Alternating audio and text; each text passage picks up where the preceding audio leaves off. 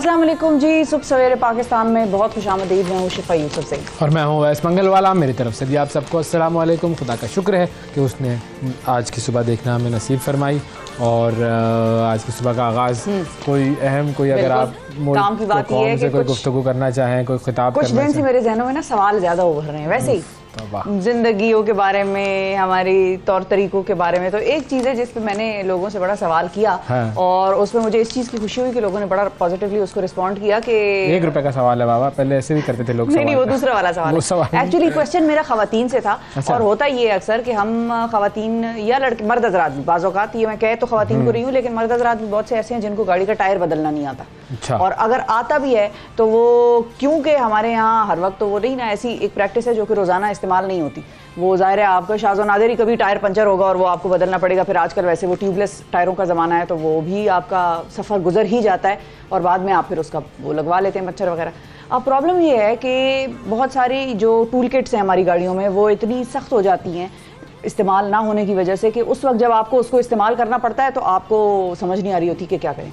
तो एक तो मैंने ये चीज़ देखी है कि लोग जब लंबे सफ़र पे गाड़ियों में निकलते हैं तो वो अपनी गाड़ियों को चेक नहीं करते। पानी है, पानी नहीं चेक करेंगे कि भाई पानी उसमें है गाड़ी में या नहीं है। इस किस्म की चीज़ें जो हैं एक तो ज़रूर चेक किया करें। दूसरा ये कि हम, मेरे साथ अपना ज़ाती वाक़या हुआ कि गाड़ी का टायर फट गया। और गाड़ी का टायर फट गया तो हमारे साथ तो मर्द हज़रत भी थे और हमें मोटरवे पे हम लकी थे कि हमें 2-4 और लोग भी मिल गए, उन्होंने हेल्प करने के लिए भी वो आ गए।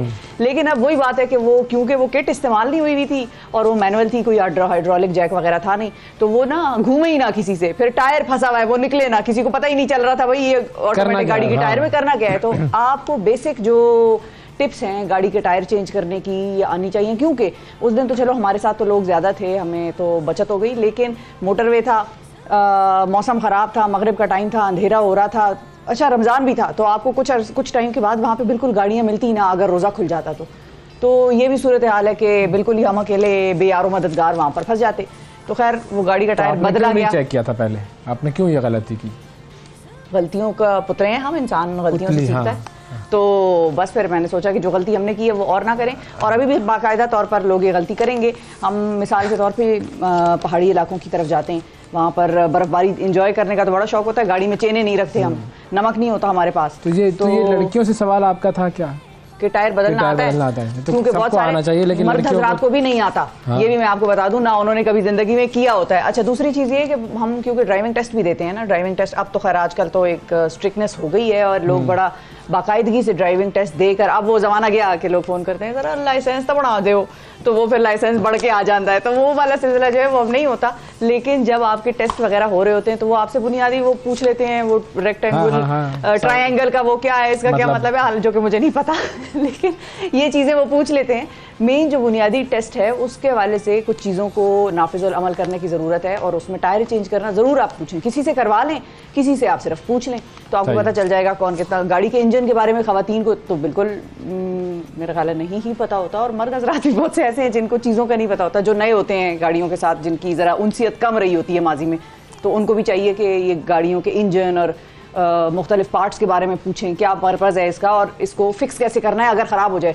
कुछ लोगों ने, एक बंदे ने मैंने देखा गलती की, उसने गाड़ी गर्म हुई थी, उसने रेडिएटर का ढक्कन खोल दिया, सारा पानी उड़ के उसके मुंह पे आया और बस फिर वो समझ ना आए उसको कि अब मैं अस्पताल कैसे जाऊं, गाड़ी का क्या करूं।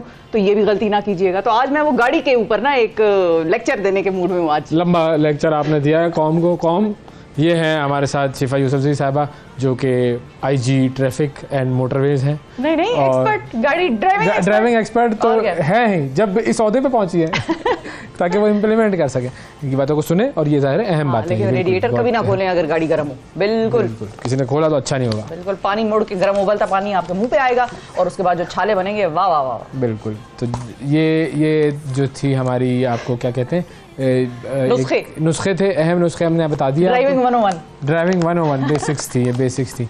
अब जो है वो न्यूज़ 101 की तरफ चले जाते हैं और आपको बताते हैं कि जी 60 सेकंड में दुनिया में हो क्या रहा है।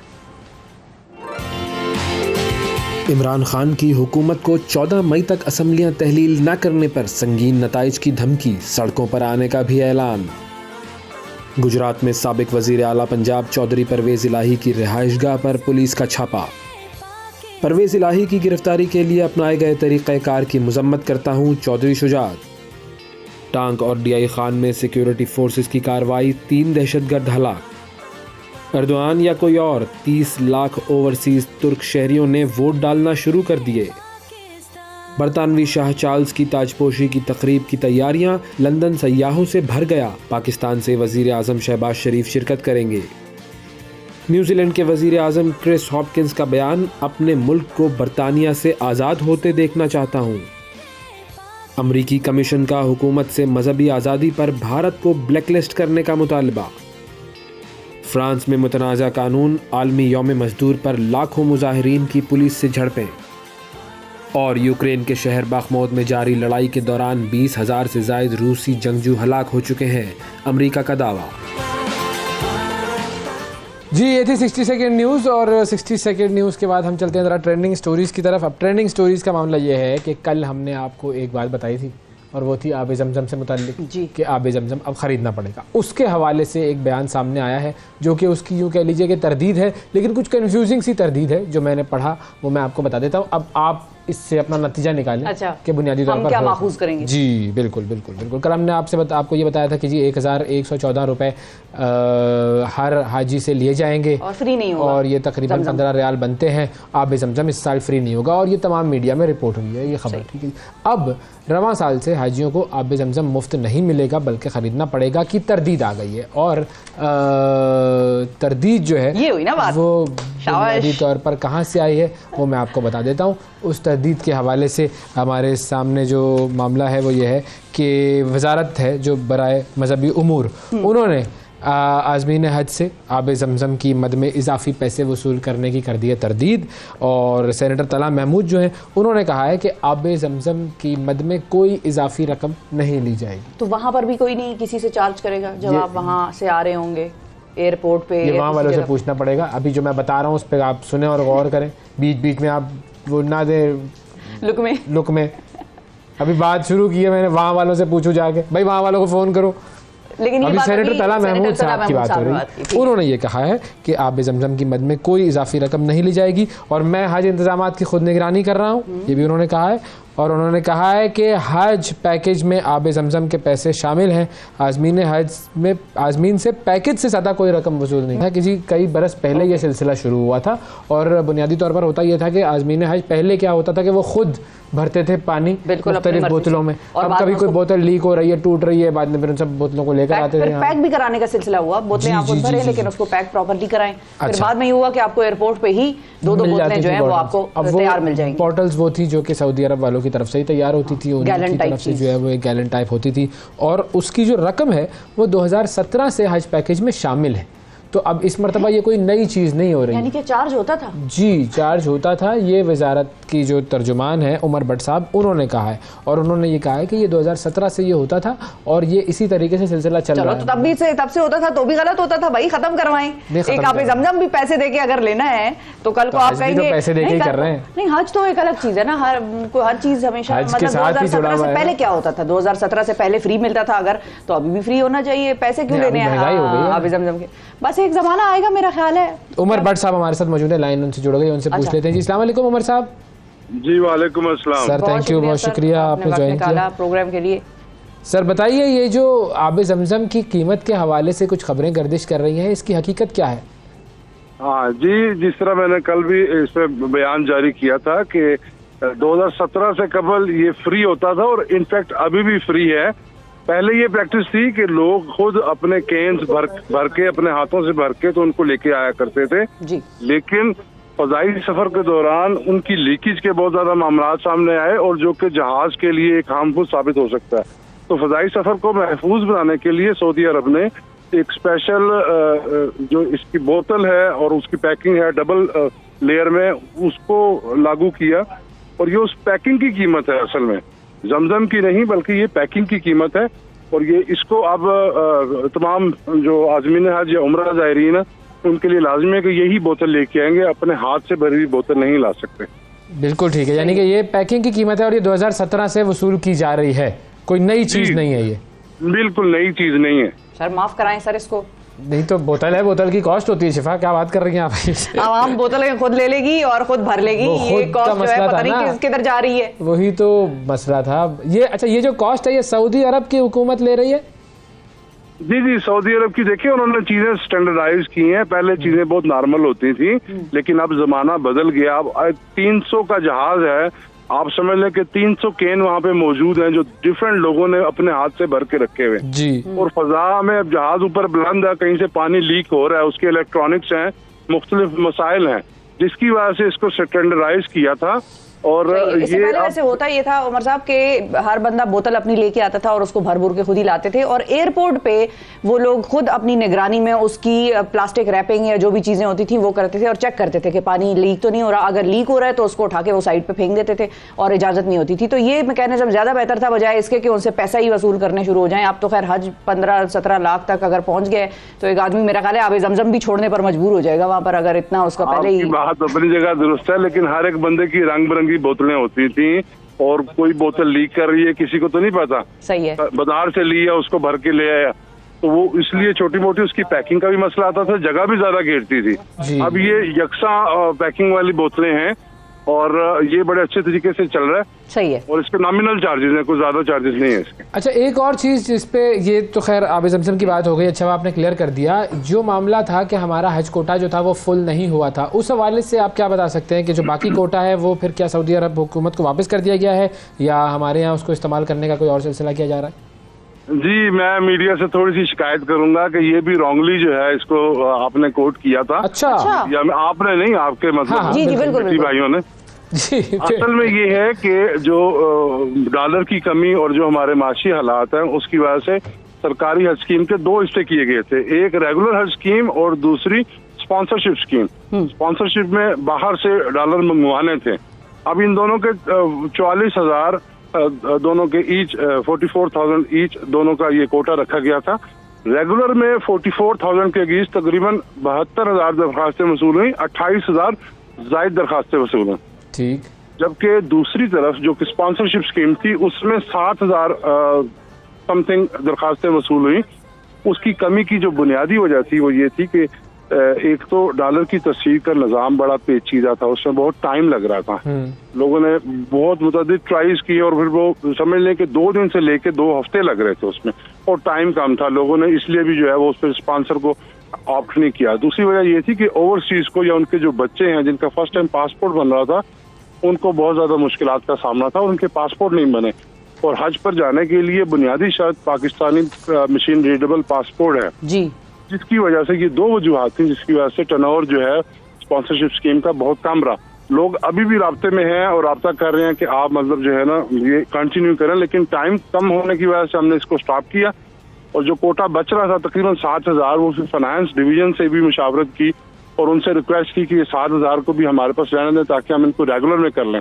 लेकिन उनकी यही फाइनेंस डिवीजन का यही कहना था कि ये दोबारा जो है वो डॉलर पे फिर ये बोझ पड़ेगा मुल्क की मैशत पे, तो जितनी आपको इजाजत दे दी है वो काफी है। तो तकरीबन 80-82 हजार लोग पाकिस्तानी इस टाइम सरकारी हज स्कीम से जा रहे हैं, जबकि तकरीबन 88,000 वो प्राइवेट स्कीम से जाएंगे। वो स्कीम चल रही है, अभी तक जारी है और उसमें लोग अपने दाखिले करवा रहे हैं। तो इसका मतलब ये है कि जो हमारा टोटल कोटा था वो पूरा हो गया है। जी जी जी बिल्कुल ठीक है जी, बहुत शुक्रिया अदा करेंगे जी। हमारे साथ वजारत मज़मूर के तर्जुमान जनाब उमर भट्ट साहब मौजूद थे और 2 चीज़ों की उन्होंने क्लैरिफिकेशन दे दी। एक तो भाई ये पुरानी चीज़ है, बोतल की कीमत है, इसमें कोई जो है वो आपको नए इजाफी चार्जेस नहीं है कि अब आबे जमजम बिकना शुरू हो गया है। नंबर 1 ये क्लैरिटी मिल गई। और दूसरी चीज़ ये कि जो खबर रिपोर्ट हुई थी कि हज का जो कोटा है वो कम फुल हुआ है, पाकिस्तानियों ने हज के मतलब महंगाई की वजह से पाकिस्तानी हज पर नहीं जा रहे, तो ऐसा भी नहीं है। ये दोनों खबरों की तरदीद हो गई। वेरी गुड जी, ज़बरदस्त। चलो ठीक है जी, आगे बढ़ते हैं जी। और आगे हम बात करते हैं जी अली जफ़र साहब की। अली जफ़र साहब जो है वो पाकिस्तान के बड़े मशहूर महनाज गुलकार हैं। आजकल तो शेर आया चल रहा है उनके साथ। शेर आया नहीं है वो मसला उनका, उन्होंने तरदीद की है। उन्होंने कहा भाई मैं अदाकार हूँ, आप जाने दें, हर चीज़ को आप लोग ऐसे सीरियसली ले लेते हैं। नहीं, लेकिन उन्होंने कमीज तो पहनी हुई थी। कमीज तो पहनी हुई थी, लेकिन वो बेसिकली उनका जो मामला था कमीज का वो ये था कि कॉन्सर्ट पे ना वो कोई प्रैक्टिस कर रहे थे कुछ कॉन्सर्ट पर, उस पे शेर आया भी था, बल्ला भी था, मतलब एक मिक्स इस तरह की एक मिक्स चार्ट थी, मिक्स चार्ट पीडीएम जो वो कहते हैं ना, कौन कहता है, फवाद चौधरी साहब कहते हैं। तो वो हम नहीं कह रहे। तो बहरहाल अब वो उन्होंने नहीं, वो तो भानुमति का कुंभा कहते हैं, भानुमति का कुंभा कहते हैं। ये मिक्स चार्ट कौन कहता है? चले हम सोच के बताएंगे नाज़रीन, अभी याद नहीं आ रहा, ज़हन में नहीं आ रहा। तो बेसिकली इस तस्वीर को जब शेयर किया गया तो लोगों ने कहा कि अली ज़फ़र ने ज्वाइन कर लिया नून लीग। उस पर अली ज़फ़र ने अब बेसिकली जो है उसकी तरदीद की है और उन्होंने वीडियो चलाई है एक अपनी सोशल मीडिया पर। जी, लोगों को बल्ला नहीं नजर आया? वो बड़ा शेर बना हुआ था ना, दोनों ऊपर नीचे लगे हुए थे बिल्कुल, लेकिन ये है कि चलो हाँ, होता है, क्या हो सकता है। लेकिन ये हुआ कि पब्लिक को उन पर जो है वो एक राय कायम करने का मौका मिला। और उसके बाद फिर अली ज़फ़र साहब ने कहा कि भाई से हो गए मैंने एक हुडी सी पहनी हुई थी, साउंड चेक कर रहा था मैं, टोरंटो में ये मेरा कॉन्सर्ट था और मैंने कोई सियासी पार्टी ज्वाइन नहीं की है, आप लोग प्लीज़ इस तरह की खबरें ना फैलाएं। उन्होंने वो वीडियो जो है वो अपने सोशल मीडिया पर डाली थी और उन्होंने कहा था कि इस पर मैं एक आर्टिस्ट हूँ भाई, जाने दीजिए। ये जो मुझे जुमला इनका ये पसंद आया। और वो वो भी थे, ज़रा हल्के से अनॉयड भी लग रहे थे मुझे, जिस तरह से वो बोल रहे थे या क्या, कि मतलब हर चीज़ पे हम हर वक्त नुक्ताचीनी। जाने दे भैया, चले भाई जाने, कोई मसला नहीं। अच्छा, मसला ये कि ये हुडी तो पॉलिटिकल हुडी ही है ना।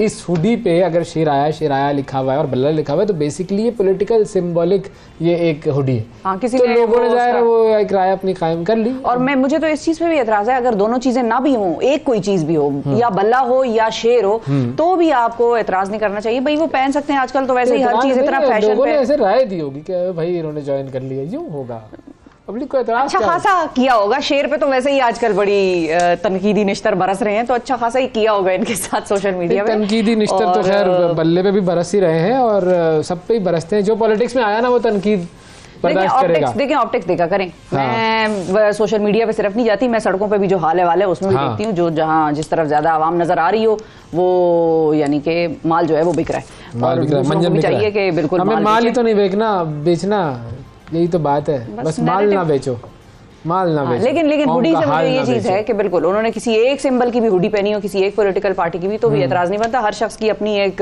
ओपिनियन भी होती है। फैशन आर्टिस्ट जरूर है, फैशन सेंस भी आर्टिस्ट जरूर है, लेकिन हो सकता है उनको कोई पार्टी पसंद भी हो सकती है, कोई लीडर जाती तौर पर ज्यादा अच्छा लग सकता है। इंसान है ना, हर एक में जाहिर है वोट भी डालते होंगे। आर्टिस्ट ये तो नहीं है कि वोट नहीं डालते, तो वोट भी डालते होंगे। तो ओपिनियन रखने का, राय रखने का हक है और फैशन करने का हक भी। ठीक है जी, अगली खबर सलमान खान। खबर सलमान खान। सुलेमान होता है या सलमान होता है? सलमान और सुलेमान नहीं होता। सुलेमान अलग नाम है, सलमान क्या हो गया? सिफा क्या हो गया? मैं वैसे पूछ रही हूँ, मैं तो सवाल कर रही हूँ। इनका नाम सलमान ही है, मुझे पता है, लेकिन सुलेमान अलग नाम है, सलमान अलग नाम है। दोनों में क्या फर्क है सिवाय ये के? मतलब में क्या फर्क है? मतलब सलमान और सुलेमान। अब ये आप गहराई में जा रही, गहराई में ना जाए, डूब जाएंगे आप। नहीं, वो तो मुझे पता है ना कि दो अलग अलग नाम है। कुछ लोग सुलेमान रखते हैं, कुछ लोग सलमान रखते हैं, लेकिन इनके नामों में फर्क है क्या, ये मैं जानना चाह रही हूँ। अवाम में से कोई सुलेमान बताए, इनको भी बताओ। अगर आप में से कोई सुलेमान देख रहा है, पहले ये बताओ कि टायर लगा सकते हो नहीं लगा सकते हो, फिर इनको बताओ सुलेमान और सलमान का फर्क क्या है। और क्या आज के प्रोग्राम में और बहुत सारे सवाल आएंगे। बिल्कुल। अच्छा, हुआ ये है कि हॉलीवुड के जो ये नामवर अदाकार हैं सलमान खान, उन्होंने हाल ही में एक इंटरव्यू दिया है जिसका अरब मीडिया में बड़ा चर्चा हुआ। और भारतीय प्रोग्राम आपकी अदालत में सलमान खान ने इंकशाफ किया कि वो भारत की निस्बत जो यूएई है उसमें खुद को ज्यादा महफूज समझते हैं। भारत में तो वैसे उनको कत्ल की धमकियां मिल रही थी ना। बड़ी टेंशन हुई थी होगी जाहिर है। उन्होंने ये भी बताया कि उन्हें भारत में जान से मार देने की धमकियां मिल रही थी, तो ये भी एक वजह है कि उन्हें अपनी सिक्योरिटी हिसार में रहना पड़ता है भारत में। और इन्हीं धमकियों की वजह से वो ना ही सड़क पर साइकिलिंग कर सकते हैं, ना ही अपनी कोई भी ख्वाहिश पूरी कर सकते हैं, पब्लिक में बाहर नहीं निकल सकते, अकेले घूम फिर नहीं सकते। तो सलमान खान ने इंटरव्यू में ये भी बताया कि भारत में तो मुझे मुकम्मल सिक्योरिटी में रहना पड़ता है, लेकिन जब मैं दुबई जाता हूँ तो किसी चीज़ की ज़रूरत नहीं होती, ना ही कोई गार्ड चाहिए होते हैं, ना इस किस्म का कोई बाउंसर्स वगैरह की ज़रूरत होती है। वहाँ मैं अकेले भी फिर सकता हूँ, पब्लिक प्लेसेस पे भी जा सकता हूँ। और ये धमकियों का जो सिलसिला है ये वहाँ पर भारत में बहुत चलता है। हालांकि उन्होंने ये भी बताया, मेरा ईमान है कि ऊपर अल्लाह मौजूद है। और हाल ही में एक वीडियो सोशल मीडिया पर वायरल हुई जिसमें सलमान खान दुबई के एक मॉल में बेफिक्री के साथ बड़ा ही अपना चिल तरीके से घूम फिर रहे थे, सैर सपाटा सा कर रहे थे। और सिक्योरिटी वहाँ पर भी उनके साथ वैसे थी तो सही, लेकिन ये है कि उन्होंने ये बताया कि भाई धमकियों वाला मामला है और Bharat is not very safe for him, he feels that. बहुत सारे लोगों के लिए भारत सेफ नहीं है। चलें, अब इनको थोड़ा सा एहसास हुआ है और इन्होंने मीडिया पर कहा भी है। और रजत शर्मा वाला बड़ा अच्छा शो होता है आपकी अदालत, बिल्कुल। उन्होंने जो है वो एक बड़े बड़े लोगों के इंटरव्यू किए और उसमें बड़े बड़े इंकशाफात होते हैं उसके अंदर। तो सेफ रहें भाई, कोई ऐसी बात नहीं है। आप दुबई में ही रह जाएं, मुंतकिल हो जाएं दुबई में, कौन आप दुबई का कानून तो फिर ऐसा है कि बस बिल्कुल।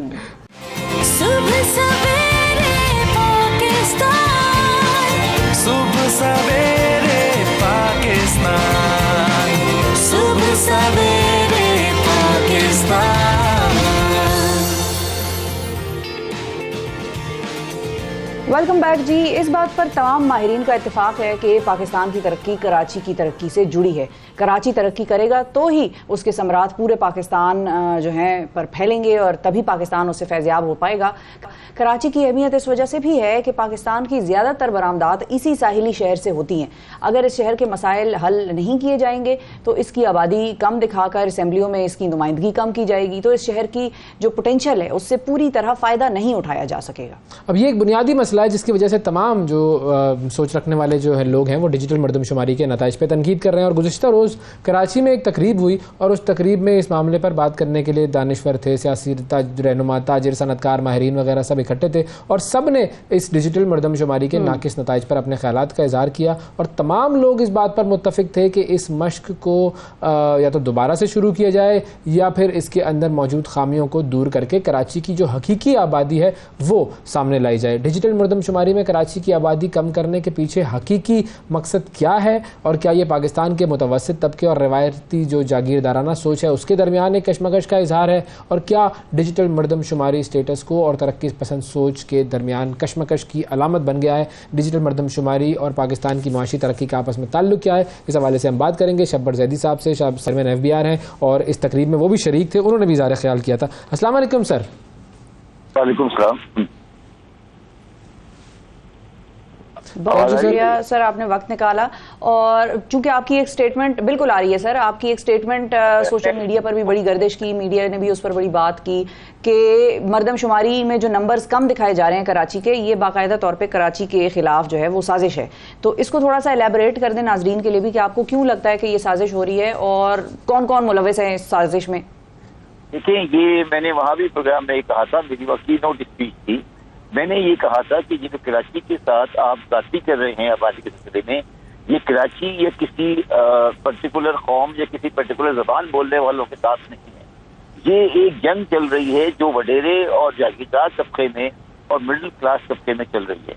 पाकिस्तान में जो वडेरा जागीरदार तबका है वो पाकिस्तान पे रूल कर रहा है और मिडिल क्लास तबका उसकी नुमाइंदगी पाकिस्तान में नहीं है उस तरीके से। कराची पाकिस्तान का वही शहर है जो पूरी तरह मिडिल क्लास को रिप्रेजेंट करता है।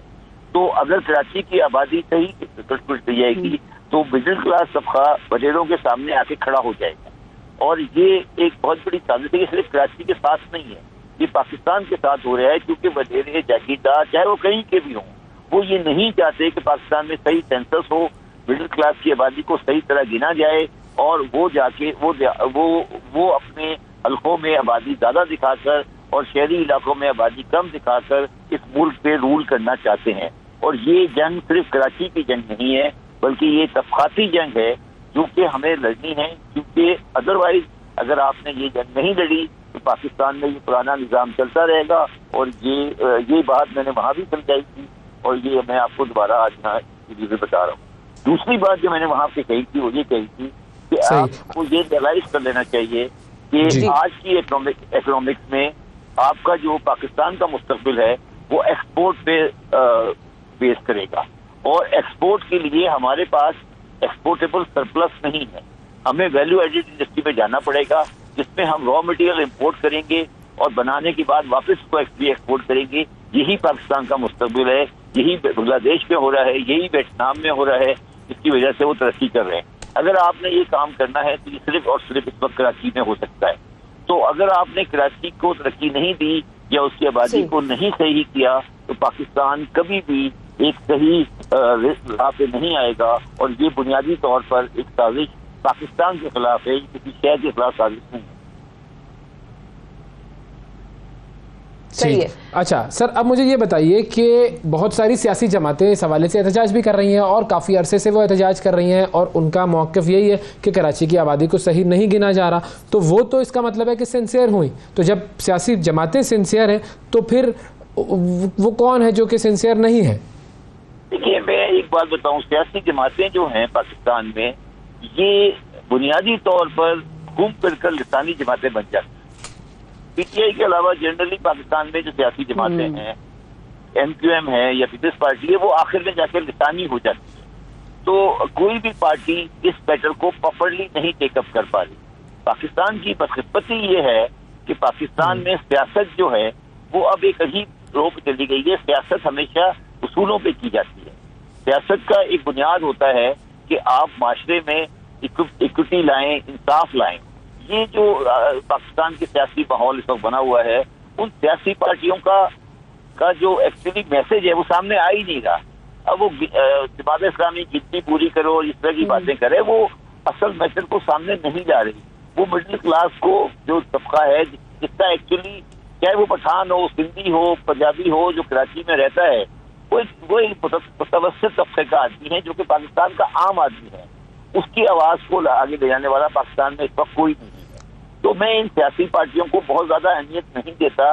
तो ये बहुत रेलिवेंट है, मगर ये अपने मैसेज को प्रॉपर पहुंचा नहीं पा रही है अनफॉर्चुनेटली। इनका जिसे कहते हैं ना, बयानिया ठीक नहीं है इनके बयानिया। जिन इदारों की जिम्मेदारी है सर, जो जी और मैं ये पूछ रही थी, जिन इदारों की जिम्मेदारी है, मिसाल के तौर पे नादरा है, सेंसस करने वाले लोग हैं, मॉनिटरिंग डिपार्टमेंट्स होंगे, फिर स्टेटिस्टिक डिपार्टमेंट है, ये कितनी जिम्मेदाराना तरीके से इस सारी एफर्ट को और इस सारी एक्सरसाइज को सर अंजाम देते हैं? इसमें बात बड़ी सिंपल है। इस सारी का जो ग्राउंड वर्क होता है, सारी जो ये सारा जो मरदमशुमारी का ग्राउंड वर्क होता है, ये सारा सिंध गवर्नमेंट के अंडर में होता है और फेडरल गवर्नमेंट का रोल सिर्फ कंपाइलेशन का होता है।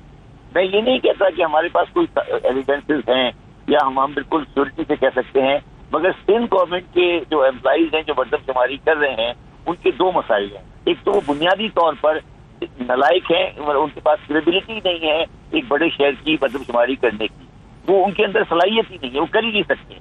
वो जिस तरीके से रिक्रूट हुए हैं, जिस तरीके से उनकी एम्प्लॉयमेंट हुई है, जिन सिफारिशों में वो आए हैं, उनके अंदर ये सलाहियत ही नहीं है कि वो प्रॉपर तरीके से इतने बड़े शहर की मरदमशुमारी कर सके।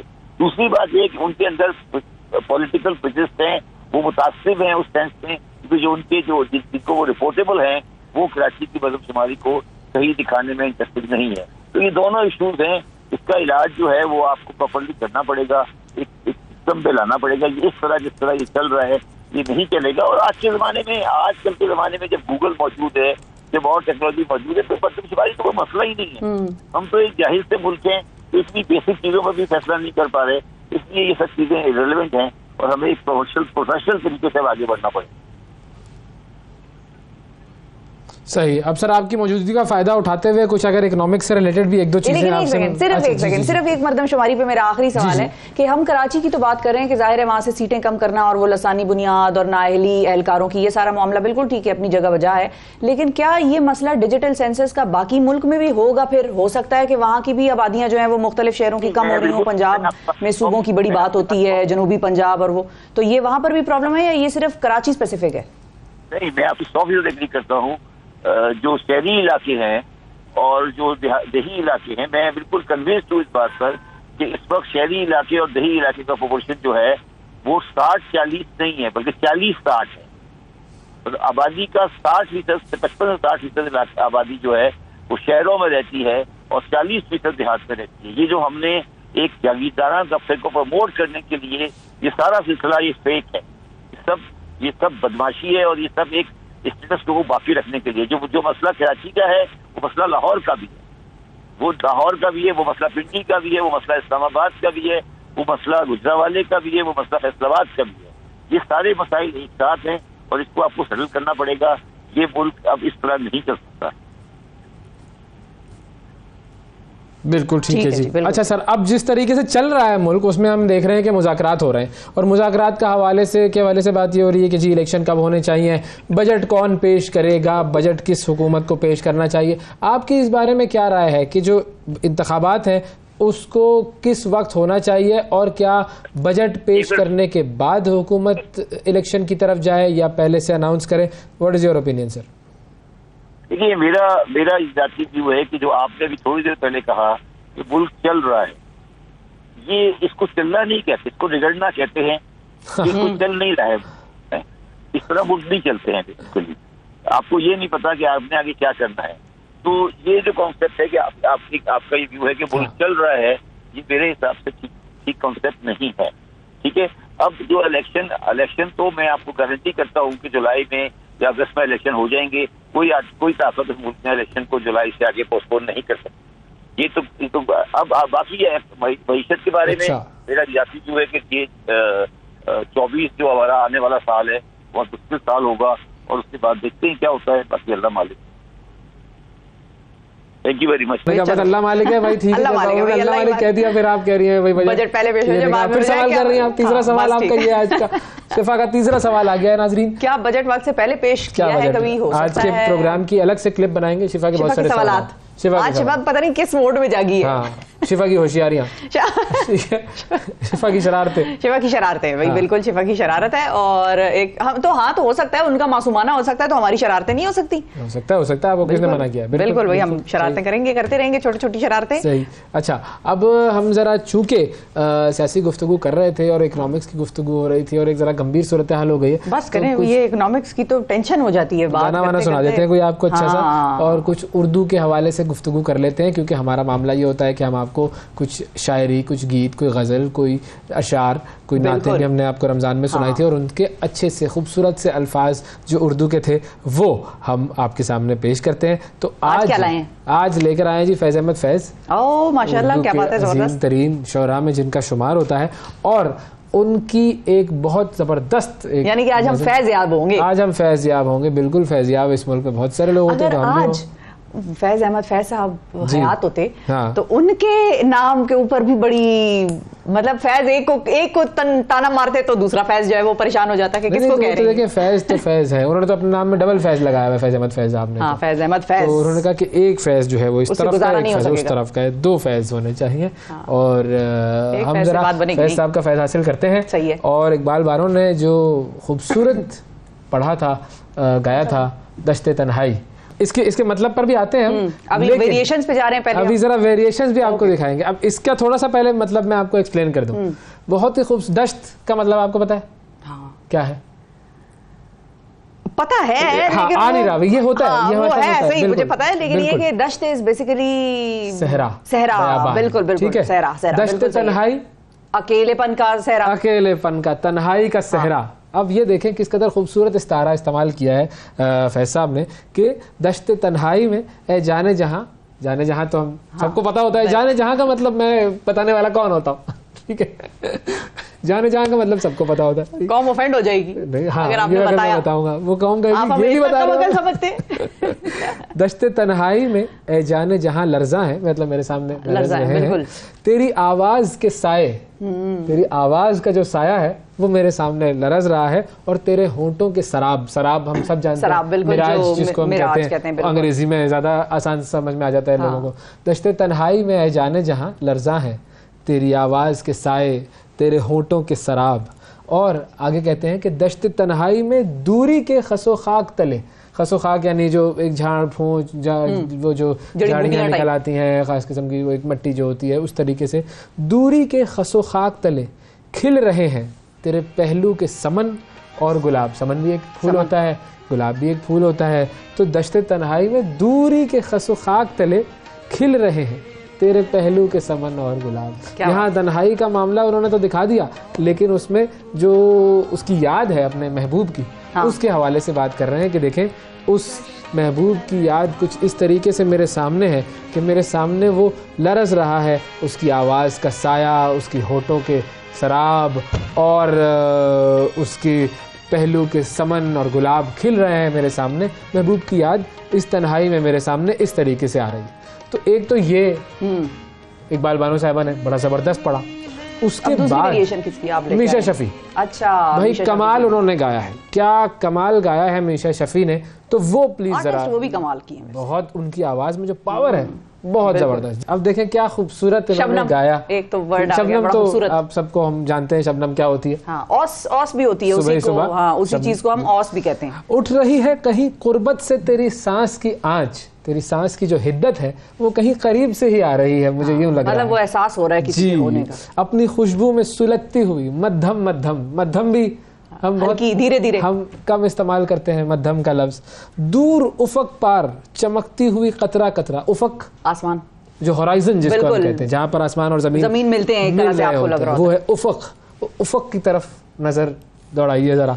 दूर उफक पार चमकती हुई कतरा कतरा गिर रही है तेरी दिलदार नजर की शबनम। ये जो तेरी नजर है उसकी शबनम गिर रही है। वो रोने का तो जिक्र नहीं हो रहा है इधर। देखें ये मोहब्बत हो भी सकता है। नहीं, महबूब क्यों टेंशन में है, उनका जुदाई में रो रहा है वो। जुदाई में भी रो रहा होता है, जब अपने महबूब को देखते हैं उस वक्त भी रो रहा होता है, खुशी के आंसू। तो मुझे यहाँ पर जरा वो शबनम का जो मतलब है, तेरी आंखों से अगर शबनम का गिरने का है, तो वो मुझे जरा आंसुओं के साथ ज्यादा एसोसिएट करते हुए मुझे ज्यादा आसानी हो रही है। आगे बढ़ते हैं। इस कदर प्यार समन तो लड़कियों का होता है ज्यादातर, गुलाब जो है वो हमारे यहाँ जो है वो मर्द हज़रात के भी नाम होते हैं, गुलाब खान। चले जी, वक्फा लेते हैं, वक्फे के बाद दोबारा हाजिर होंगे। Stay with us. सुबह सवेरे पाकिस्तान, सुबह सवेरे पाकिस्तान, सुबह सवेरे पाकिस्तान।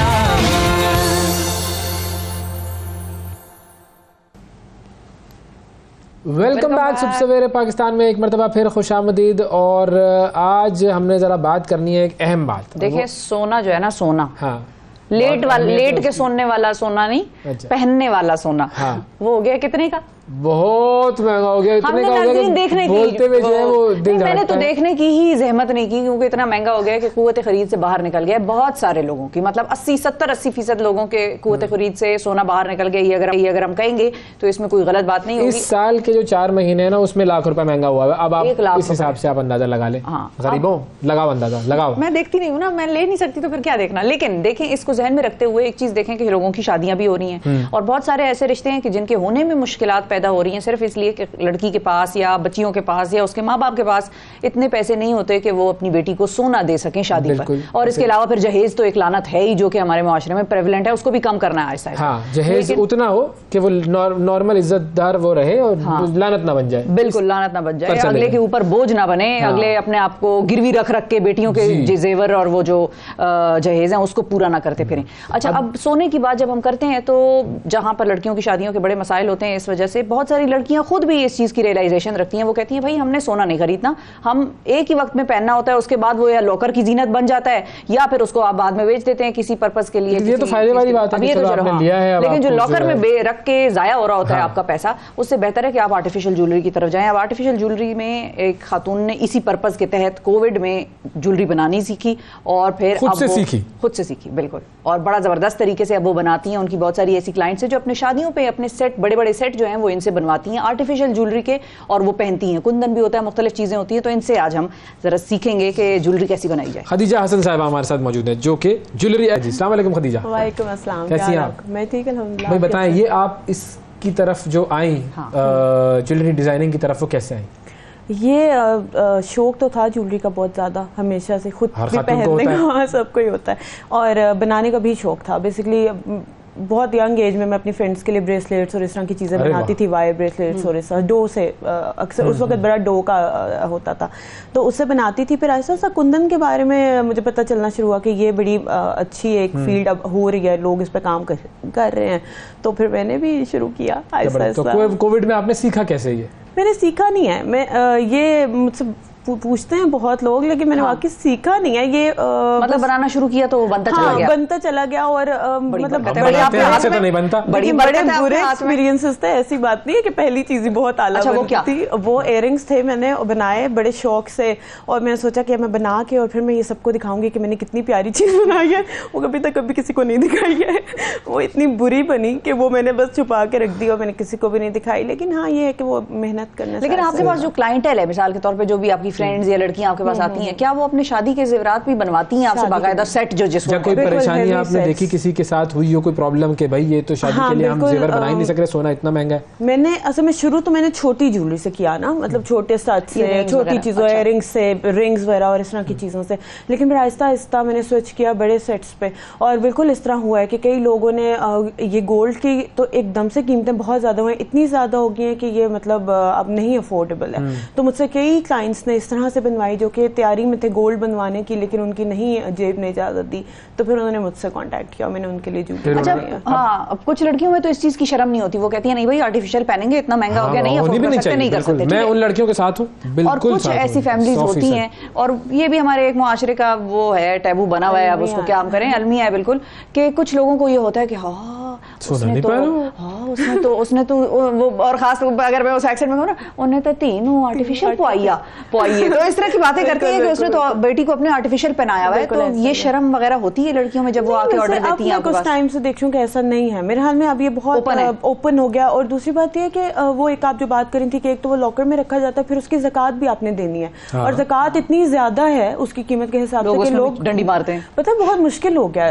देना, ज़कात भी देना। तो वो फिर ये जो आपका इस्तेमाल का है, रेगुलर इस्तेमाल का, उस पे तो नहीं है, उसके अलावा जो आप बना के रखे हुए हैं आपने लॉकर में, वो तो ज़कात आपको देनी है। फिर वो प्रेफर करते हैं आर्टिफिशियल ज्वेलरी को। लेकिन ये है कि वो ये हैंडमेड अब ज्यादा लोग वो देखते हैं। हाँ, तो इस हैंडमेड में और वो जो दूसरा वाला ज्वेलरी है उसमें जो ज्वेलर्स बनाते हैं, अच्छा जो ज्वेलर्स बनाते हैं ना, बेसिकली वो होते हैं मेटल होता है, आपने उसको देखा होगा या इस तरीके से। अब जो मैं बना रही हूँ ना, मैं इसकी बेस भी खुद ही, बेस पे मेरे पास जो है उसके ऊपर मैं खुद एक एक कुंदन का टुकड़ा जोड़ के, और फिर उसके बाद कटिंग उसकी होती है, फिर उसकी प्रॉपर बेस लगती है। ये और बड़ा अब इसको जरा हम बताएं ना, साथ साथ दिखाएंगे। ये कुंदन है, कुंदन ये है, ये जो सिल्वर शीशे लगे हैं ना, ये छोटे छोटे, ये कुंदन है यार। ये बड़ा प्यारा है, ये ऊपर वाला बहुत ही क्यूट है। चले गुड, अच्छा है, ये अच्छा है, सही। तो ये सारी इसमें वैसे बात हुई है कि हैंडमेड में तो हमेशा ही मेहनत ज्यादा होती है, तो इसमें मेहनत है बहुत ज्यादा। इस सेट को कंप्लीट करने में आपको कितना टाइम लगा? अच्छा मुझे अब पहले तो काफ़ी टाइम लग जाता था, लेकिन अब अल्हम्दुलिल्लाह मुझे मतलब अगर मैंने एक हैवी सेट बनाना है तो मुझे उसमें अगर मैं और मतलब किसी और चीज़ की तरफ नहीं जा रही हूँ तो मुझे 2 से 3 दिन लगते हैं उसको कंप्लीट। अच्छा, क्योंकि ये ड्राई होता है ना, ड्राई होता है। सारा सामान तो दिखाए ना भाई, डिस्प्ले क्यों रखा है भाई, हम दिखाएंगे सामान। ये देखो, ये भी बड़ा प्यारा है, मुझे खैर बहुत ज्यादा अच्छा लगा है।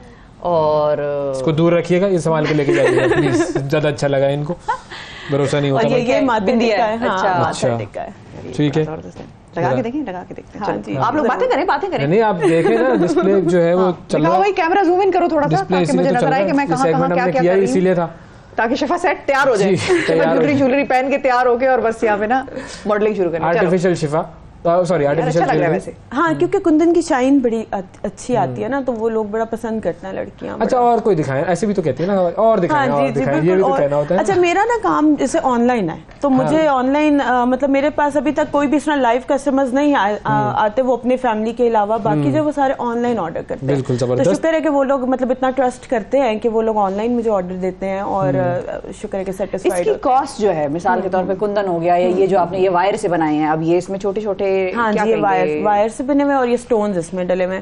ये वाली वायर जो है ये इम्पोर्टेड वायर है। अच्छा, वो लोकल वायर है। हाँ, ये इम्पोर्टेड वायर है। लोकल वायर और इम्पोर्टेड वायर में फ़र्क ये है कि कुछ वायर जो होती है जो लोकल है उसका कलर थोड़ा फेड हो जाता है जल्दी, क्योंकि गोल्डन कलर में होती है वो ज़रा जल्दी फेड हो जाती है। लेकिन अब ये जो है इम्पोर्टेड वायर है, और ये अब इसकी कलर फेड होने की मुझे कंप्लेन नहीं मिली है। ये वाला दिखाएं, अच्छा लग रहा है। मैं क्या लगाऊंगा? नहीं, वो आप सेट रख रहे थे ना गर्दन पे, तो ये भी जरा लगा के दिखाएं, जरा बिंदिया लगाएं भी। बिंदिया असल में उसके लिए बालों का होना जरूरी है, सिर्फ खाल पे बिंदिया नहीं आती, बाल पे बिंदिया आती है। मुश्किल हो जाएगा, ठीक है ना, लेकिन कोई बात नहीं, लग तो सकता है ऐसा। ये बिंदिया जो है ना, ये खाल और बाल से इसका ताल्लुक नहीं है, ये बुनियादी तौर पे एक जाल है। ये जाल है जो कि मर्दों को फंसाने के लिए इस्तेमाल किया जाता है। ये देखें, ये है माथे का झूमर, और मर्द जो है वो इसको देखकर और बस वो फिर फंस जाते हैं आप दाम में, चमक में चौंधे आ जाते हैं बेचारे, तन्हाई में फिर जाने जहां वाला मामला हो जाता है। ये अच्छा है। जैसे ये जो वो डायमंड लेस होती है, तो इसलिए इसको डायमंड आपने, अच्छा इसको आपने उसके साथ लगा दिया? हाँ जी। ओह, अब ये बड़ा सिंपल आइडिया है। हाँ, कपड़ों पे लगने वाली जो लेस है, वो बाजार में पूरा रोल मिल रहा होता है, और ये आपने उसके साथ ये हुक लगा दिया। ठीक है, तो ये कीमत में तो जाहिर है अगर आप गोल्ड लेने जाएंगे तो आपको लाखों रुपए का पड़ेगा, ये चंद हजारों रुपए में पड़ जाएगा। ऐसा ही है, और आप वो पैसा जो है वो अपनी शादी में जरा किसी और ढंग की चीज पे आप खर्च कर लें। शादी में वैसे ही लोगों को खाना खिलाने में हम इतना पैसा खर्च करते हैं, लोग कहते हैं ब्रेसलेट होता है। बिल्कुल, ये रिंग प्लस ब्रेसलेट होता है, तो सामने दिखाएं, लोगों को भी दिखाएं। तो ये आप जब मिसाल के तौर पे बनाती हैं तो आपको होता है प्रॉफिट इसको, मतलब नहीं प्रॉफिट नहीं होता, लॉस में चल रही है। इस वक्त क्या कर रही हैं आप, किस तरह के सवाल कर रही हैं भाई आप?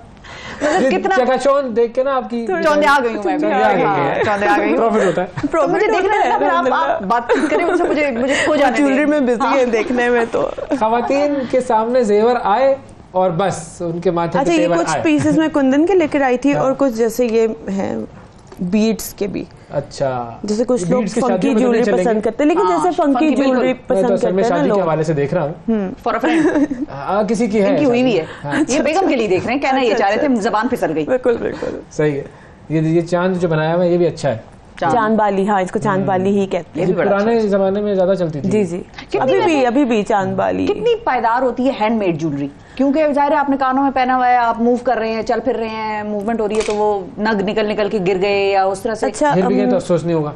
हाँ, ये नहीं, लेकिन अफसोस तो होगा ना, इतनी मतलब मेहनत खराब से हो बनाई। हाँ। लेकिन ये है कि ये मुझे अगर मुझसे कोई पूछता है तो मैं ये बड़े कॉन्फिडेंटली कहती हूँ कि किसी सूरत भी मेटल ज्वेलरी से कम नहीं है, आर्टिफिशियल ज्वेलरी से कम नहीं है। सिर्फ एक आपको एहतियात है, पायदार होती है। आपने एक एहतियात है ना, वो तो आपने करनी है, क्योंकि आप आर्टिफिशियल अगर आप इसको पहन के आप परफ्यूम लगा रहे हैं सर, तो जाहिर है कि कलर पे फर्क आएगा। कुंदन नहीं, कुंदन इतनी जल्दी काला नहीं होता। कुंदन का मतलब इसकी पायदारी बहुत अच्छी है, लेकिन जिस तरह वायर ज्वेलरी है उस पर अब आप जाहिर है चेन है, वायर है, तो उस पर आपको एहतियात करनी पड़ती है। लोग कितना ज्यादा चांदी की तरफ भी जाते हैं, चांदी भी आजकल बड़ा चल रहा है। हाँ, चांदी भी बहुत चल रहा है, बल्कि अभी कुछ दिन पहले मुझसे एक खातून ने पूछा कि मैं जैसे आर्टिफिशियल नहीं पहन सकती हूँ ज्वेलरी, तो क्या आप गोल्ड प्लेटेड में भी काम करिए? तो मैंने सोचा कि ये तो अच्छा आइडिया है, मैंने अभी तक ये किया नहीं, लेकिन ये अच्छा आइडिया है कि वाकई गोल्ड प्लेटेड में भी कॉस्ट में कितना फर्क होता है चांदी की और गोल्ड प्लेटेड की? अच्छा, अभी गोल्ड प्लेटेड तो क्योंकि मैंने किया नहीं है ना, अच्छा, अभी तो सिर्फ एक वो चीज़ है, लेकिन ये है कि मतलब अगर हम यूं देखें चांदी की ज्वेलरी भी काफ़ी पायदार होती है, लेकिन उसका मसला ये होता है कि वो काली हो सकती है। लेकिन होगी कितने की? मतलब एक सेट आमतौर पे चांदी का मुझे इसलिए आइडिया नहीं, क्योंकि मैं तो कुंदन में काम कर रही हूँ ना। कुंदन का कितने का होता है? कुंदन का जैसे ये वेरी करते हैं प्राइसेस। अब जिस तरह अगर आप ये सिर्फ इयररिंग्स देख रही हैं तो ये आपको 550 की रेंज में भी मिल जाएंगे। अब जब आप सेट्स पे जा रही हैं, जैसे वो पिंक स्टोन वाला सेट है जैसे, तो ये 2200 का है। ये उस पे कॉस्ट करते हैं। जैसे इसके नीचे जो लॉरियल्स लगे हुए हैं ना, ये काफी बारीकी का काम है। एक छोटा सा पर्ल है 3 mm का, उसके अंदर तार डाल के वो पूरे उसके लूप्स बना के, तो वो बड़ा ये लंबा सा काम होता है। तो इसको आप चिपकाती किस तरह से? कुंदन जो है वो सेट के साथ कैसे, मतलब वो आप कह रही ना पायदारी की बात करी। अच्छा, कुंदन के ये जो कुंदन को, हाँ ये आम ग्लू नहीं होती है, ये स्टोन्स की ग्लू होती है, जो अक्सर कपड़ों के कामों के लिए, जो ये कामों वाले कपड़े होते हैं, ब्राइडल वेयर होते हैं, उसमें जो ग्लू इस्तेमाल होती है वो ग्लू इसमें इस्तेमाल हो रही है। वेरी गुड जी, जबरदस्त, बेहतरीन। ये वाला इस अंदाजन लोगों को हम बता दें कि तकरीबन ये आपको पड़ेगा 2200 रुपए। तो खवातीन के लिए आइडिया ये है कि शादी में आप वो वाला नेकलेस है जिसकी एक माला है, वो नेकलेस अलहदा से और माला अलहदा से है। माला जो है वो 1400 की है, माला विद इयररिंग्स। हाँ जी, टोटल नेकलेस तो अलहदा। नेकलेस जो है, इसका जो नेकलेस का सेट था ये भी 2200। जिंदगी में आसानी हो गई है खवातीन। अगर आप अपनी शादी पे आर्टिफिशियल ज्वेलरी पहनेंगी, पैसे बचेंगे। अगर आप किसी और की शादी पे जा रही हैं, सोने की ज्वेलरी ना पहने, वैसे ही सेफ्टी का मसला है, 2-2.5 हज़ार में काम हो जाएगा आपका। और मर्दों, खवातीन जब आपके साथ किसी मॉल में जा रही हो तो और से बैठो, ठीक जो सुनार की दुकानें होती है ना, सुनार की दुकानों के पास से गुजरते हुए उनकी आंखें बंद कर दिया करें, उनको इधर उधर दिखाना शुरू कर दे। वो देखो, वो तुम बहुत अच्छी लग रही है, तुमसे मैं बहुत मोहब्बत करती हूं। औरत हो जाएगी, रास्ता भूल जाएगी कि इसको क्या हो गया, अभी बैठे बिठाए अचानक इसको क्या दौरा पड़ गया। और उन्हें ये सस्ती जो ज्वेलरी है, खूबसूरत ज्वेलरी और सस्ती भी है, वो दिलवाएं। आपकी जिंदगी भी अच्छी रहेगी, आपकी जेब भी अच्छी रहेगी और आपका काम भी अच्छा होगा। ये है आइडिया आज के इस सेगमेंट का। बहुत शुक्रिया, मुझे बुलाने और गिन के जाइएगा ये सारी चीजें। जी वक्फा लेते हैं, वक्फे के बाद दोबारा हाजिर होंगे। Stay with us. सुबह सवेरे पाकिस्तान, सुबह सवेरे पाकिस्तान, सुबह सवेरे पाकिस्तान।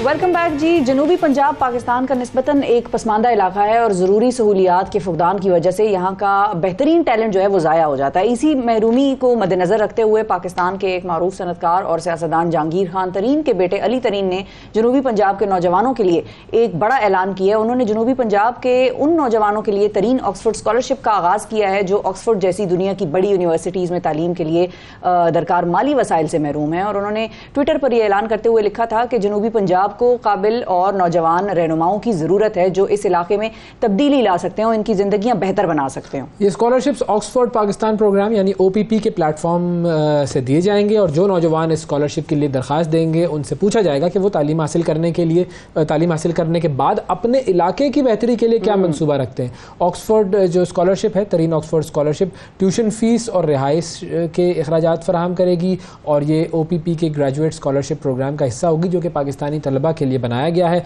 इस हवाले से जनाब अली तरीन साहब हमारे साथ मौजूद हैं और तरीन एजुकेशन फाउंडेशन के जो बानी हैं। अस्सलाम वालेकुम अली, कैसे हैं आप? और बहुत शुक्रिया आपका कि आपने वक्त निकाला हमारे प्रोग्राम के लिए। सबसे पहले तो थोड़ा सा स्कॉलरशिप के बारे में हमें बता दीजिए और कैसे इसका आपने आगाज़ किया।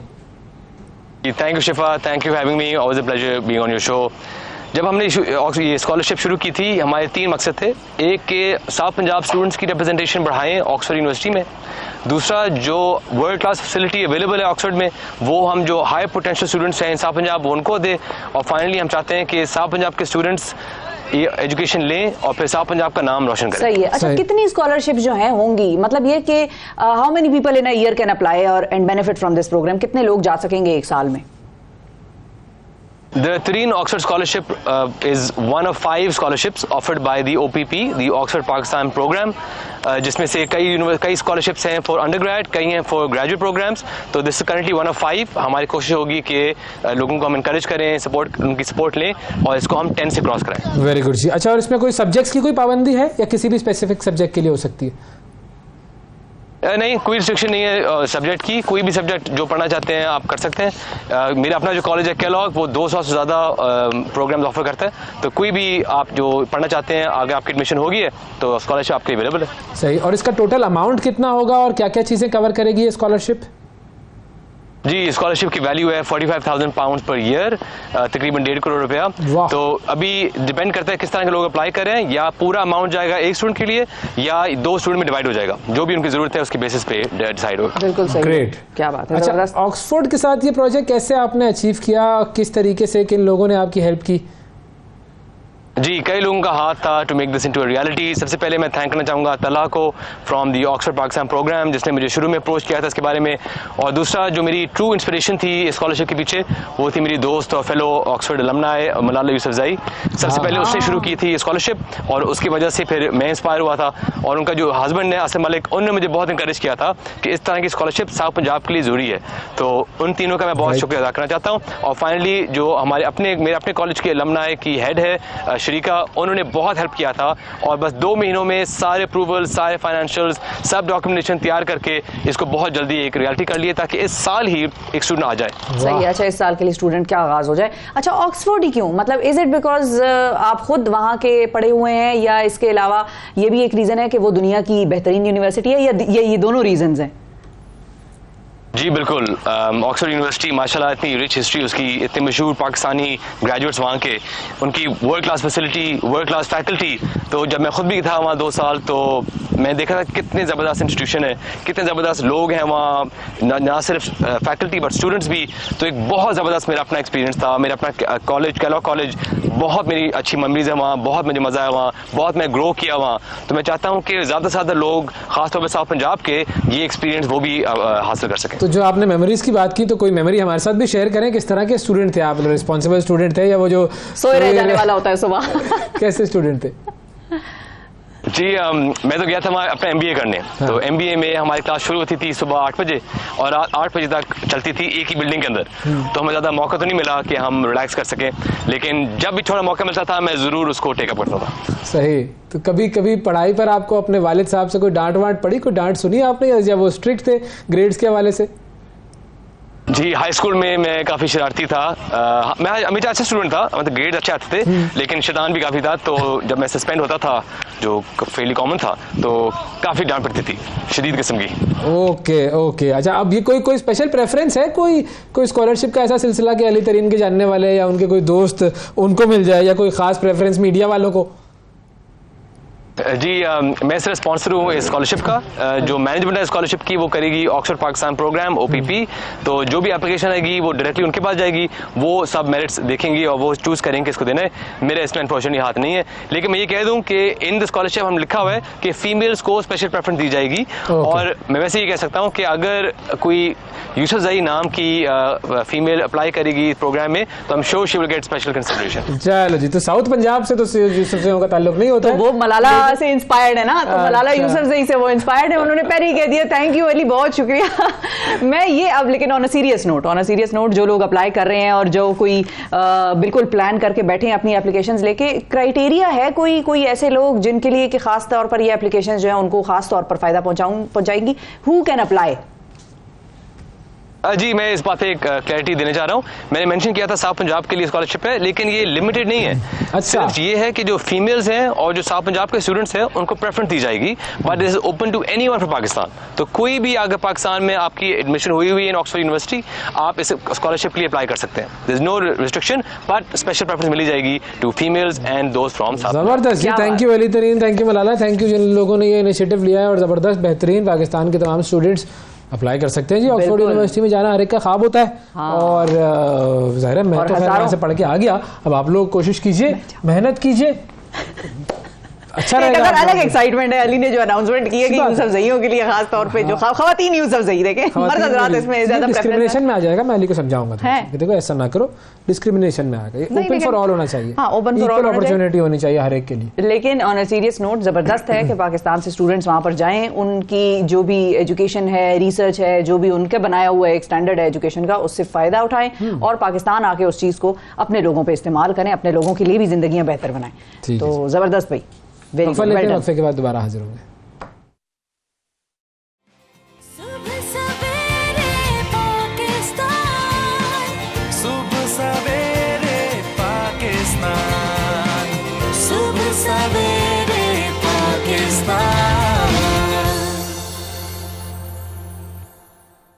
Welcome back. सुबह सवेरे पाकिस्तान में एक मरतबा फिर खुशामदीद। गुज़िश्ता बरस जब PTI के खिलाफ तहरीक अदम एतमाद का मामला शुरू हुआ तो उसमें सबसे मुतहर्रिक शख्सियत पीपल्स पार्टी के को चेयरमैन आसिफ जरदारी से थे, और उस वक्त से लेकर अब तक पीपल्स पार्टी और सूबा सिंध मुख्तलिफ हवालों से सियासत में मरकज़ी किरदार अदा करते रहे हैं। डिजिटल मरदमशुमारी शुरू हुई तो उसके मुतालिक भी सिंध से ही इख्तिलाफी आवाज़ें शुरू हुई। मुल्क में सियासी महाज़ाराई उरूज पर पहुंची, सुप्रीम कोर्ट में मामला जा पहुंचे तो डेडलॉक तोड़ने के लिए पीपल्स पार्टी ने मुज़ाकरात की बात शुरू की। हत्ता कि जो भी सियासतदान गिरफ्तार होता है मुल्क भर में घुमाने के बाद उसका आखिरी ठिकाना वो भी सिंध होता है। और इसी तरह असम्बलियाँ टूटने के बाद 90 रोज़ के अंदर इंतखाबात की बात हो तो आइन की खालिक जमात से तवक्को की जाती है कि वो आइन के साथ खड़ी हो। इन तमाम पहलुओं से कई सवालात भी जुड़े हैं। डिजिटल मरदमशुमारी जो है वो कराची में मुतहर्रिक सियासी जमातें शोर तो मचा रही हैं, लेकिन पीपल्स पार्टी जरा उस एहतजाज में उनके साथ शरीक क्यों नहीं हो रही। अच्छा, एक ये सवाल है। फिर ये है कि सियासी रहनुमाओं पर सिंध में अजीब व गरीब FIR क्यों दर्ज हो रही हैं, सिंध ही में क्यों होती हैं। अच्छा, बुनियादी इंसानी हुकूक की पामाली जो है उस पर पीपल्स पार्टी आजकल खामोश क्यों रहती है, ये सारे सवाल हैं। और हमारे साथ पीपल्स पार्टी की रहनुमा शैला मौजूद है। अस्सलाम वालेकुम शैला साहिबा। वालेकुम अस्सलाम।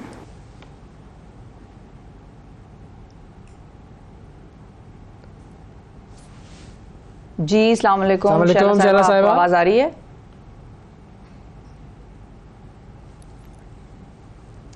जी, हमें थोड़ी सी आवाज़ का कुछ प्रॉब्लम है, हमें हमारी तरफ आवाज़ नहीं पहुंच रही है। लेकिन शैला साहिबा, हम आपसे पूछना ये चाहेंगे कि सारी सियासी जमातें जो हैं वो कराची के सेंसस के हवाले से, डिजिटल सेंसस के हवाले से सब अपने अपने खदशात का इजहार कर रही हैं, एहतजाज कर रही हैं, लेकिन पाकिस्तान पीपल्स पार्टी कुछ खामोश नज़र आ रही है। इसकी वजह क्या है?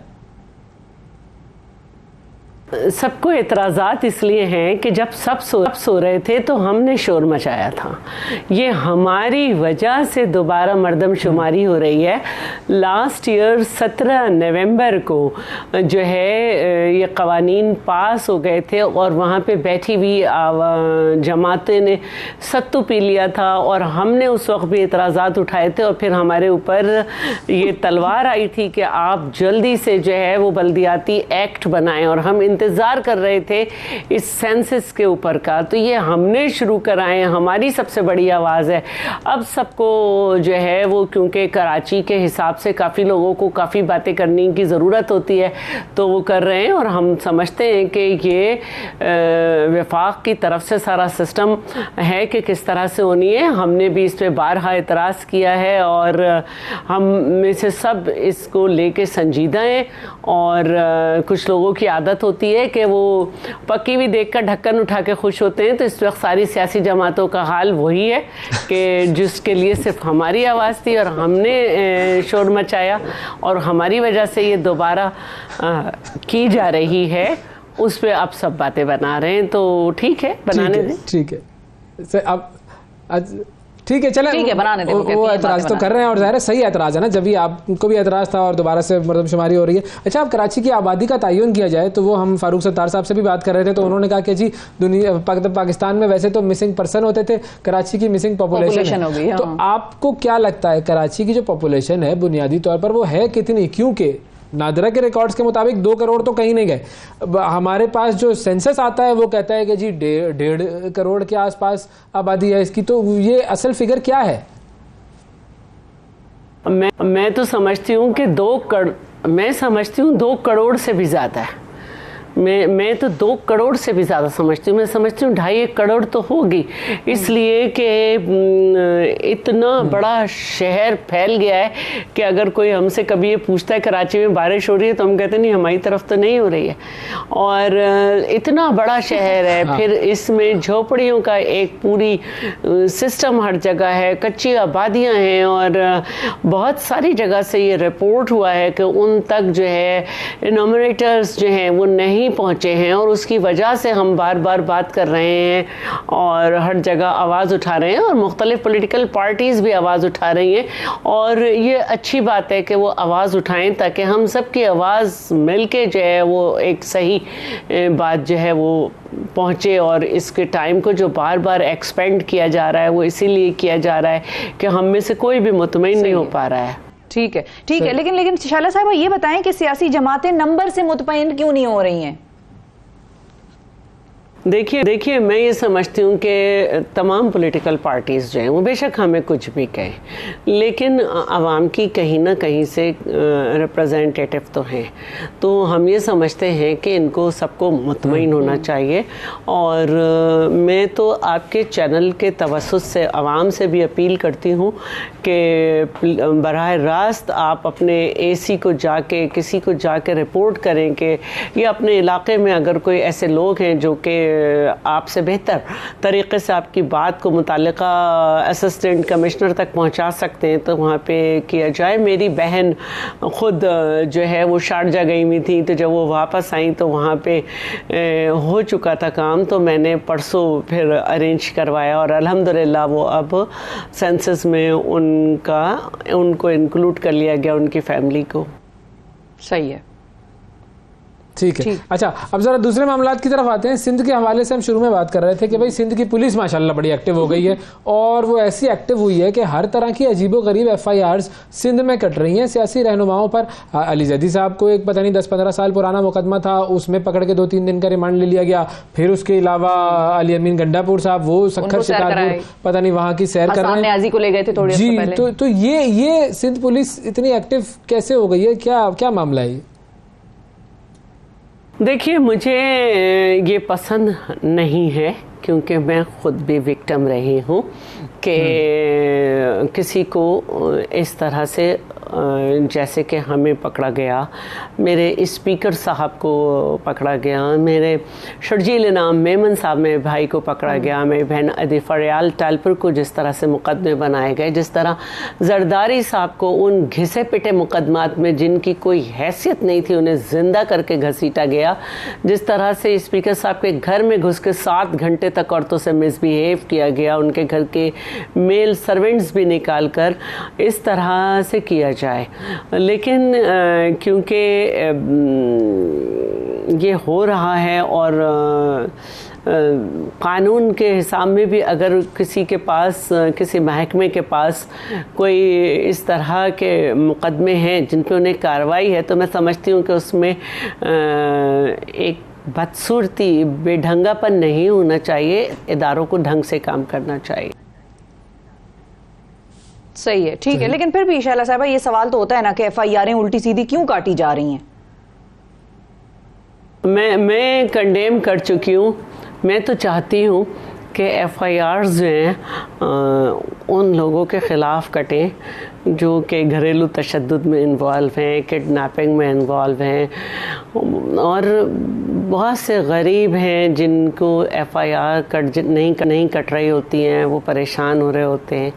तो बेहतर यह है कि ये FIR कटें और अगर किसी सियासतदान पे, चाहे वो हुकूमत में है चाहे अपोजिशन में है, आपके पास कोई फाइंडिंग्स हैं तो तो FIR अगर आप काटते हैं और उसमें अगर गिरफ्तारी है तो उसमें भी एक डिसेंसी होनी चाहिए। सही। अच्छा, अब नेक्स्ट इस पर आ जाते हैं। ज़रा मुज़ाकरात चल रहे हैं और सारी कौम देख रही है कि भाई मुज़ाकरात का हल क्या निकलेगा। आपको क्या लगता है मुज़ाकरात में कोई नतीजा निकलेगा? इलेक्शन कब होंगे? देखिए, ये तो डिसाइडेड है कि अगर कोई पॉलिटिकल लीडर एबनॉर्मली अपनी मतलब इलेक्टेड रिप्रेजेंटेटिव को उनकी मर्ज़ी के बगैर 99% जो हैं वो नहीं चाहते थे कि असेंबली डिज़ोल्व हो, और लीडर ने डिज़ोल्व की और उसी का वज़ीर आला ये कह रहा था, और फिर बाद में लीडर कहे कि मैंने आर्मी चीफ़ के कहने पे डिज़ोल्व की, तो फिर तो ये इस मुल्क में रिवायत पड़ जाएगी कि अपनी बदनाम हुकूमत को कोई भी सूबे में किसी वक्त डिज़ोल्व कर दे और फिर तमाम जो सूबाई हुकूमतें हैं और नेशनल हुकूमत है उनसे कहे कि जी मेरे साथ आप दोबारा से इलेक्शन कराएं या मेरे करा दें, तो ये हम रिवायत नहीं पड़ने देंगे। पूरे मुल्क में एक साथ इलेक्शन होगा और इंशाल्लाह उस माहौल में होगा कि सबके लिए एक्सेप्टेबल होगा। हम ये नहीं चाहेंगे कि कोई 35 पंक्चर का रोना लेके बैठ जाए, कोई लश्कर कशी करे। एक स्मूथ जो है वो ट्रांसफ़र ऑफ पावर हो और मुल्क आगे बढ़े। ठीक है, तो इसका मतलब है आप ये कह रही हैं कि पुरानी जो असेंबलियाँ थी जो इमरान खान साहब ने तोड़ी थी वो वापस बहाल करें और इमरान खान साहब को हुकूमत दे दें और फिर उसके बाद टाइम पर इलेक्शन हो। खुद ये वाले रेफरेंसेस बनाए बैठे हैं कि उनकी पंजाब असेंबली को दोबारा बहाल किया जाए और KP को, तो उसमें उनसे वजह पूछी जाए कि अब आपने रेफरेंस क्यों बनाया है, पहले क्यों डिज़ोल्व किया। तो सुप्रीम कोर्ट को भी खुद नोटिस लेना चाहिए इमरान साहब के इस नोटिस का, कि इस स्टेटमेंट का कि उन्होंने कहा कि मैंने बाजवा के कहने पे असेंबली डिज़ोल्व की, और उस पर भी खुद नोटिस लेना चाहिए। जो मोशन ऑफ नो कॉन्फिडेंस पास होने के बाद असेंबली तोड़ दी गई थी उसको उन्होंने बहाल तो किया, लेकिन उस पर भी एक खुद नोटिस ये भी होना चाहिए कि जिन जिन लोगों ने तोड़ी थी उसके खिलाफ वो खुद नोटिस लें। तो अब जो सुप्रीम कोर्ट कह रही है कि इलेक्शन करवाएं, हुकूमत पैसे नहीं दे रही है उनको, तो हुकूमत भी तो सुप्रीम कोर्ट की बात नहीं मान रही है, तो ये गलत नहीं है? मैं समझती हूँ कि पार्लियामेंट का अपना एक फ़ैसला है और पार्लियामेंट में भी आवाम के इलेक्टेड रिप्रेजेंटेटिव बैठे हुए हैं और उनका ये राइट है कि एक एक्स्ट्रा ऑर्डिनरी अमाउंट जो है उसको वो जो है अप्रूव करें कि ये देना चाहिए इस काम के लिए या नहीं, क्योंकि इस वक्त जो अमाउंट्स हैं वो मुख्तलिफ हेड्स में हैं। इस वक्त इलेक्शन के हेड में कुछ नहीं है, तो इलेक्शन तो ये पार्लियामेंट का राइट है। तो मैं नहीं समझती कि पार्लियामेंट की तौहीन अब बार बार हो। गलत फ़ैसलों से वज़ीर आज़मों को घर भेजने का जो रवैया था वो ख़त्म होना चाहिए और पार्लियामेंट को अपना काम करने देना चाहिए। ठीक है जी, बिल्कुल ठीक है जी, बहुत शुक्रिया अदा करेंगे। शैला रज़ा साहिबा हमारे साथ मौजूद थी और बात हो रही थी कुछ सियासी सूरत हाल की और मरदमशुमारी की सूरत हाल की। अब और अहम हमने मामला है जिसके ऊपर डिस्कस करना है, चाय और पराठा। चाय आपको यहाँ पर मौजूद नजर आ रही है, पराठा यहाँ पर नहीं है, उसकी एक वजह है। एक तो ये कि हम प्रोग्राम कर रहे हैं, दूसरा ये कि आज हमारा दिल था कि हम खास खुसूसी तौर पे पराठे रखें, लेकिन पराठों के हवाले से बात हमने जो करनी है वो ये है कि सेहत के लिए मुज़िर है चाय पराठे का नाश्ता। डॉक्टर सारा मुस्तफ़ा साहबा हमारे साथ मौजूद है, वो बताएंगी कि भाई क्या मामला है। डॉक्टर सारा, आप तो खैर माहिर हैं, डाइटिशियन हैं। अस्सलाम वालेकुम। वालेकुम अस्सलाम जी। आपको चाय पराठा पसंद है? मुझे तो बहुत पसंद है। ये कौन लोग हैं जो ये प्रोपेगेंडा कर रहे हैं चाय पराठे के खिलाफ? बल्कि मैं तो ये समझती हूँ कि जब ये बात हुई थी कि नहीं डेंजरस, हमारा ये हुआ था कि पराठा डेंजरस है या चाय ना, तो ये लफ्ज़ सुन के ही मैं खुद ही घबरा गई थी कि नहीं ये क्यों लोग कह रहे हैं कि डेंजरस है या क्या है। कोई भी खाना मेरे हिसाब से अच्छा या बुरा नहीं होता, साइंटिफिक हिसाब से कुछ ना कुछ उसके अंदर प्रॉब्लम आई है। लेकिन जी प्रॉब्लम ये है कि हम या तो उसको इतनी क्वांटिटी में खा लेते हैं कि वो सेहत के लिए वज़र हो जाती है। यानी पराठा अगर आप छोटा 6 इंचेस का जो हमारा एक स्टैंडर्ड है डाइटिशियंस जो कहते हैं, और उसमें 1 टेबलस्पून आप देसी घी यूज़ कर लें, ठीक है, और अगर ऑयल भी यूज़ करना है वो 1 टेबलस्पून कर लें, तो वो अगर आप पराठा खाएं तो ये बिल्कुल भी वज़र नहीं है। पराठा तो मैदे का बना होता है ना? नहीं, तो होल व्हीट का भी होता है, होल व्हीट का भी पराठा होता है। और आप अवॉइड करें ये जो फ्रोज़न पराठेज होते हैं उनको अवॉइड करें, ठीक है। और जो हम बहुत अपनी कन्वीनियंस के लिए जो है ना जाके सोचते हैं, हमारा ये है कि हमारा कल्चर जिस तरह पहले था पाकिस्तान का और बल्कि हमारे एशियन कंट्रीज़ का, कि हम पहले फार्म टू फोर्क खाते थे, बहुत फ्रेश, ठीक है। अब हमारा ये कि हम वेस्टर्न तरीक़ों को अपना रहे हैं, अब हम फ्रोज़न चीज़ों की तरफ जा रहे हैं, हम अपने कन्वीनियंस को देख रहे हैं। हालांकि ये तरीका अपनाना मेरे ख्याल से अच्छा नहीं है। हम जिस तरह जा रहे थे वो ज़्यादा सेहतमंद ज़िंदगी के लिए यानी अच्छा पराठा जो है उससे हमें डरने की ज़रूरत नहीं, बिल्कुल भी नहीं। आप पराठे को एक अच्छे पोर्शन कंट्रोल जो है ना क्वांटिटी, अच्छे क्वांटिटी में लें तो पराठा बिल्कुल भी सेहत के लिए वजह नहीं है। ये कॉम्बिनेशन के हवाले से क्या कहेंगी? चाय पराठा नहीं, चाय पराठे के साथ बुरा नहीं है, चाय अंडे के साथ बुरा है? हाँ जी, ये तो आपने पूरे पाकिस्तान के नाश्ते पर पानी फेर दिया। नहीं, तो हम यानी कि पराठा और अंडा साथ ना खाएं? नहीं, या चाय और अंडा साथ पराठे के ना खाएं? आप अगर नाश्ता कर रहे हैं तो आप आप अंडा और पराठा खाएं और फिर उसके 35 या 40 मिनट बाद चाय पिएं, ठीक है। अच्छा। इसके पीछे साइंटिफिक रीजन मैं आपको देती हूँ। वजह यह कि हमारे चाय के अंदर एक ऐसा कॉम्पोनेंट्स जो है ना वो पाए जाते हैं जिनका नाम है टैनिन्स, ठीक है। वो टैनिन्स जो है वो हमारे अंडे के अंदर जो आयरन है उसके साथ बाइंड होके बॉडी से उस आयरन को वेस्ट आउट कर देती है। और वैसे भी नॉर्मली चाय और कॉफ़ी ऐसी चीज़ है कि उसके अंदर ये टैनिन्स जो होते हैं ना, ये हमारी बॉडी में आयरन को ढूंढ रही होती है कि हम बॉडी में आयरन के साथ कंबाइन होकर आयरन को वेस्ट करते हैं। तो अगर आप किसी चाय लवर या कॉफ़ी लवर का आयरन टेस्ट कराएं ना, तो वो उनके सीरम आयरन लेवल्स लो होंगे। अच्छा। क्योंकि जो चाय होती है वो आपको बल्कि आप ज़्यादा मिकदार में लें तो आपको एनीमिक भी कर देती है। तो हम अंडा अगर ले रहे हैं तो हम चाय के साथ इसको कंबाइन करके नहीं ले सकते, क्योंकि वो आयरन को ज़ाया कर रही है। तो अंडे लेने का फ़ायदा ना हुआ फिर। तो आप चाय और अंडा और पराठा पहले खाएं, चाय उसके बाद जो है ना कोई 30-35 मिनट बाद। तो अंडे के जो न्यूट्रिएंट्स हैं वो कौन सी फॉर्म में अंडा लेने में सबसे ज्यादा आपको मिलेंगे? क्या फ्राइड एग हो, स्क्रैम्बल्ड हो, ऑमलेट हो, फिर वो जो बॉइल्ड हो? जी, न्यूट्रिएंट्स तो आपको एक ही तरह मिलेंगे जिस तरह भी आप पकाएं। फ्राई भी हो तो भी न्यूट्रिएंट्स फ्राई में बस ये हो जाएगा कि न्यूट्रिएंट्स में आपका ऐड हो जाएगा, फैट्स ऐड हो जाएंगे, ठीक है। और वो फैट्स ऐड होना कोई इतनी बुरी बात नहीं है। आप अगर उसको, वही बात है कि एक टीस्पून में ऑयल में थोड़ा सा, या बिल्कुल अब नॉन स्टिक में पका रहे हैं अंडे को, ठीक है। तो अगर उस तरह पका रहे हैं तो जो बल्कि फैट जो आपके अंडे में जा रहा है ना, कंबाइन हो रहा है, तो हमारे एग योक में विटामिन डी जो है वो एक ऐसी चीज़ है जो फैट सॉल्युबल है। तो फैट सॉल्युबल का मतलब ये कि वो विटामिन डी जो है ना वो हमारे फैट के साथ ईजीली मिलके हमारी बॉडी में बहुत ईजीली एब्जॉर्ब हो जाती है। तो असल में अंडा और उसको फैट के साथ मिला के खाना इट्स एक्चुअली गुड। ठीक है। तो अब जिन लोगों को एडवाइस कर रहे हैं कि भाई आपने अपना नाश्ता बनाना है, या जो नाश्ता है उस नाश्ते की एक एडवाइस तो आपने दे दी कि जी अंडा और पराठा साथ खा लें और 35 मिनट के बाद चाय खाएं। उस नाश्ते को और वैल्यूएबल कैसे बनाया जाए? अच्छा, और वैल्यूबल इस तरह बनाया जाए कि आप माइंडफुल रहें इस चीज़ के बारे में, इस कॉन्शियस भी रहें, माइंडफुल भी रहें कि आप जो चीज़ खा रहे हैं वो आप अपने बॉडी को देख के खा रहे हैं, ठीक है। कुछ लोग ऐसे होते हैं जो अंडरवेट होते हैं, कुछ लोग ऐसे होते हैं जो ओवरवेट होते हैं, ठीक है। तो आप अपने बॉडी को जान के अपने बॉडी के हिसाब से नाश्ता जो है ना वो करें। For some people we are like eat like a king, ठीक है, और ईट लाइक अ क्वीन, ठीक है जी, ब्रेकफास्ट।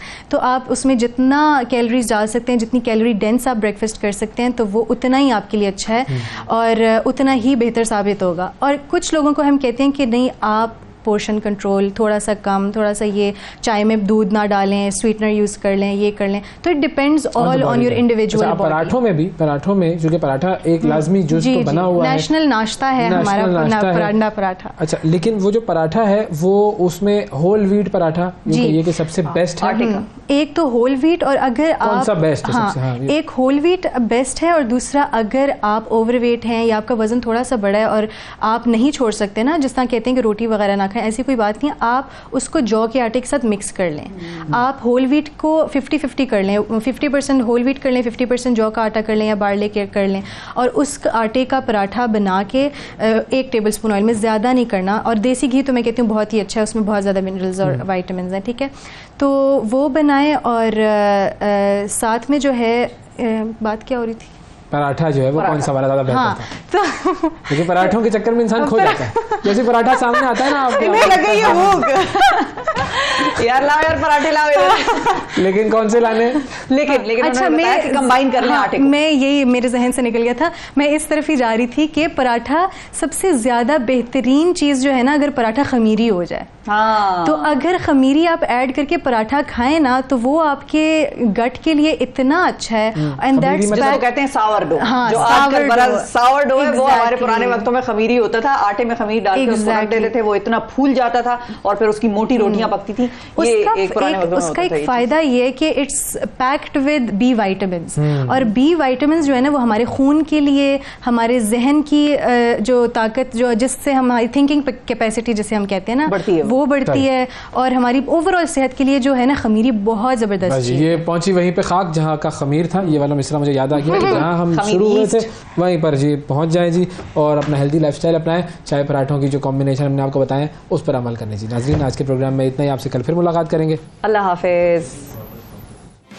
सुबह सवेरे पाकिस्तान, सुबह सवेरे पाकिस्तान, सुबह सवेरे